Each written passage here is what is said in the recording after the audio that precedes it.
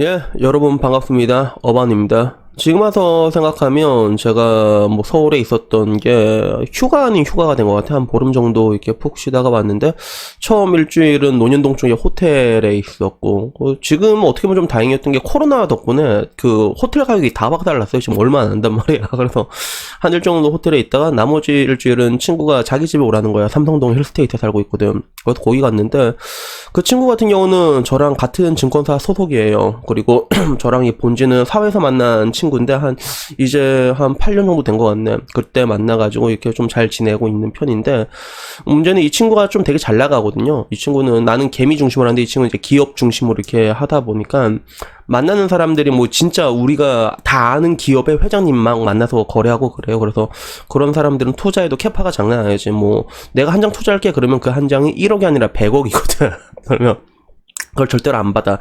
그러니까 투자할 때도 이게 만약에 이 100억 투자인데 이거 다 받잖아. 그러면 이건 잘해봤자 본전이란 말이야. 근데 그렇게 이게 리스크 관리 차원에서 진짜 영업 잘하는 사람들은 이게 한다면 그거 다 안 받거든. 그래서 아닙니다 회장님 제가 30억만 받겠습니다 이래갖고 그걸로 이렇게 투자하게 되고 이게 그런 사람인데 문제는 이렇다 보니까 이 사람들이 만나는 사람들이 그냥 말 그대로 이제 사회에 보면 이제 상위 계층이 아니라 최상위 계층이지 이런 사람들을 만나게 되는 거야. 그래서 하루는 내 이제 힐스테이트 내가 있으면 그 친구는 뭐 일하러 나가고 맨날 일해 뭐 일요일에도 맨날 일하고 나는 오히려 그 삼성동 힐스테이트에서 라방도 하고 그랬거든. 라방하고 그러면 이제 친구 오면 또 이제 술 한잔 먹고 이렇게 얘기를 했는데 하루 갑자기 오다 카톡이 오더라고. 어바님 술 한잔 하실래요? 좀 되게 좀 늦은 시각이었어. 그래서 뭐 술이나 한잔 합시다. 또 뭔 일이 있구나 그런 느낌이 들어가지고 근데 먹는 거 이렇게 사가지고 이렇게 술을 먹다가 내 지금 현타가 와가지고 한 얘기다 이렇게 얘기를 하더라고. 그래서 현타가 왜 왔는가 하니 그 사람한테 만나는 사람들이 이제 뭐 이렇게 최상위 계층 이러다 보니까 소위 말하면 그 사람들은 VVIP라는 기준이 있거든요. 그래서 나한테 수수료만 해도 뭐 진짜 1년 수수료만 해도 막 몇 억씩 땡겨주는 그런 사람들이 있단 말이에요. 그러면 그런 사람들 같은 경우는 그냥 별 생각 없이 그냥 마음에 드니까 그러니까 친구처럼 지내면서 이렇게 투자 주감을 던져주는 거거든요. 그러다 보니까 어쩔 수 없이 약간 그 관계가 주종 관계처럼 될 때가 있단 말이야. 그러면 이 사람이 있고 이 사람이 주위에 뭐 이렇게 사람 소개시켜준다면 그러면 무조건 만나러 나가야 되고 잘해줘야 되고 이런 것들이 이제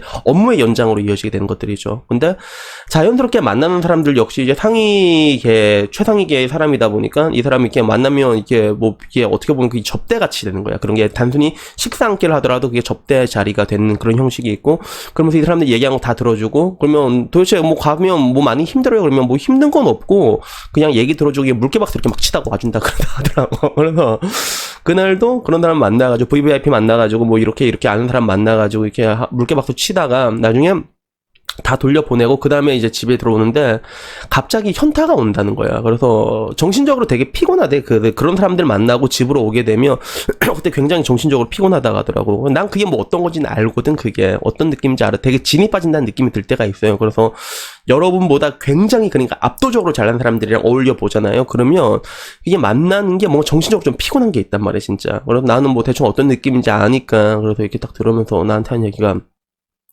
어바님 이렇게 뭐 현타 오실 때 어떻게 하세요? 이렇게 물어보는 거예요. 그래서 저는 일단 저보다 그렇게 잘난 사람을 안 만납니다. 라고 얘기했지. 난 안 보거든. 난 그냥 안 본단 말이야. 얘기했는데 근데 문제는 그 사람은 그렇게 할 수가 없는 상황이잖아. 근데 어떻게 보면 이게 한편으로는 그런 것 같아요. 이게 내가 20대 때도 내가 옛날에 유튜브에서 말한 적이 있는데 내 친구 중에 20대 때 미친개가 되게 잘 나갔거든. 그래서 나는 그때 진짜 군대도 늦게 나왔고 진짜 별 볼 일 없었단 말이야. 그때 굉장히 많은 자격지심과 열등감을 느꼈던 것 같아. 어떻게 보면 이게 비슷한 감정이 아닐까라는 생각이 들더라고. 근데 문제는 결국에는 소용이 없어. 제가 항상 하는 게 있잖아요. 가장 여러분이 지금 당장 할 수 있는 가장 작은 것들에 집중하라고. 그러니까 내가 뭐 열등감 느껴봤자 할 수 있는 게 없는 거야. 그래서 난 그때 막 증권 영업 시작하던 시기였으니까 그냥 증권 영업하면서 그냥 정신승리 했어. 그냥 뭐 이게 나는 행복하다 이렇게 살고 그리고 라면 먹고 그리고 야동 같은 거 보더라도 이게 시원하게 한번 갈기고 난 다음에 닉 부이치나 오토다케 히로타다 이런 사람 보면서 너희는 인마 이런 거 못하지 약간 이런 거 있잖아요.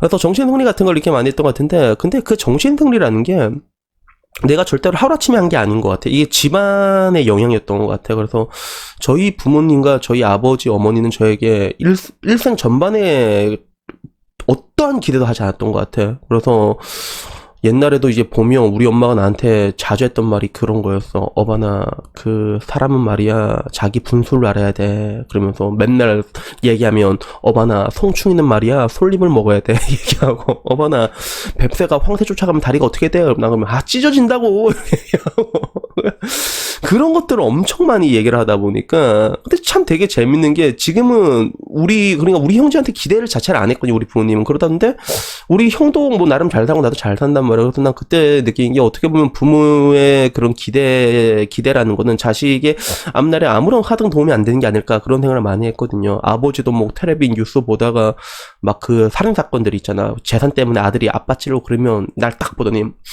우리 아들 잘 키웠어, 약간 이런 느낌 있잖아. 나 아버지 리스펙트 하니까 뭐 내가 설마 아버지 배때기 뭐 사시미를 쑤시겠어 내가. 그래서 두 분 다 그러셨던 건데, 이런 것들이 영향을 받아가지고 나는 뭔가 인생에 있어서 항상 이게 비교를 하게 되면 나보다 위에 있는 사람보다는 나보다 밑에 있는 사람이랑 좀 비교를 했던 것 같아. 본능적으로 그게 내 생존의 방식이었던 것 같아, 그게.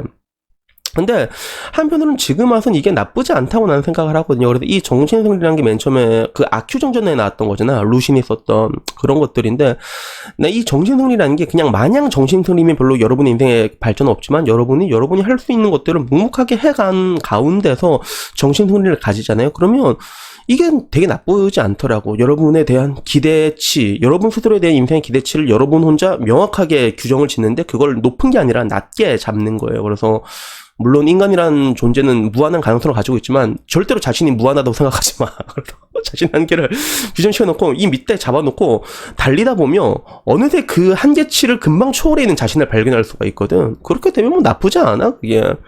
그래서 결론적으로 그 사람의 인생과 내 인생의 다른 거는 뭐였냐면, 나는 내가 어떤 얘기해 항상, 내가 지향하는 인생 이류 인생. 근데 이류 중에서 뭐 이류 대가리를 지향한다 했잖아. 그러니까 나는 뱀대가리의 인생을 지향하고 있는 거였고, 그분은 용꼬리의 인생으로 살고 있는 거였지.